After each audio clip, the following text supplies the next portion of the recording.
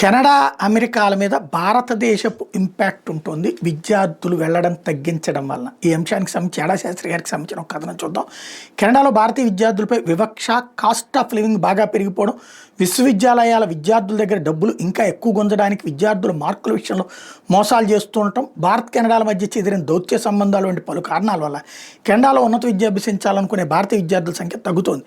2023 సంవత్సరం New York times report ప్రకారం భారతీయులు ఒంటారియో అంతర్జాతీయ విద్యార్థులు 60% మంది ఉంటారు. ఒక మాటలో చెప్పాలంటే కెనడాలో ఉన్న 93 యూనివర్సిటీల ఆదాయంలో 50% అంతర్జాతీయ విద్యార్థుల నుండి వస్తున్నాయి. మీడియాలో వస్తున్న వార్తల ప్రకారం కెనడాలో పెరిగిపోతున్న నివాసాల సమస్య పరిష్కారం దిశగా 2024లో కెనడా ప్రభుత్వం అంతర్జాతీయ విద్యార్థుల సంఖ్యపై కొన్ని ఆంక్షలు విధించింది. పుండు మీద కారంలాగా పైన చెప్పుకున్న కారణాల వల్ల కెనడాలో చదువులపై భారతీయ విద్యార్థుల ఉత్సాహం తీవ్రంగా తగ్గడంతో 2025లో కెనడాలో గల యూనివర్సిటీల్లో స్టడీ పర్మిట్ కోసం అప్లై చేసే వారి సంఖ్య సుమారు 31% తగ్గడానికి కారణమైంది.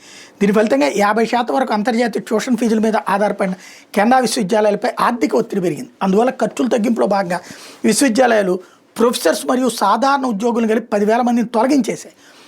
ఆన్లైన్ సెనెకా పాలిటెక్నిక్ మార్కెట్ క్యాంపస్ మూసివేత మరియు విండ్సర్ విశ్వవిద్యాలయం $30 మిలియన్ బడ్జెట్ లోటు వంటి సంక్షోభాలు ఎదుర్కొన్నాయి. అంతేకాకుండా ఈ మధ్యకాలంలో భారతదేశంలో మెరుగైన ఉన్నత విద్యా అవకాశాలు పెరగడం, అంటే కొత్త ఐఐటీలు, ఐఐఎంలు, ఎయిమ్స్ వంటి వాటి వల్ల కూడా కెనడాకు వెళ్ళే విద్యార్థుల ఆసక్తి కూడా తగ్గించాయి. మొత్తం మీద కెనడాలో విశ్వవిద్యాలయాల ఆర్థిక సంక్షోభం ఎదుర్కొంటున్నాయి. ఇదే తరహాలో బ్రిటన్లో కూడా అంతర్జాతీయ విద్యార్థులు ఎన్రోల్మెంట్ భారీగా తగ్గడంతో అక్కడ యూనివర్సిటీలు కూడా ఆర్థిక సంక్షోభం ఎదుర్కొంటూ వేల సంఖ్యలో ఉద్యోగస్తులు తొలగిస్తున్నాయి.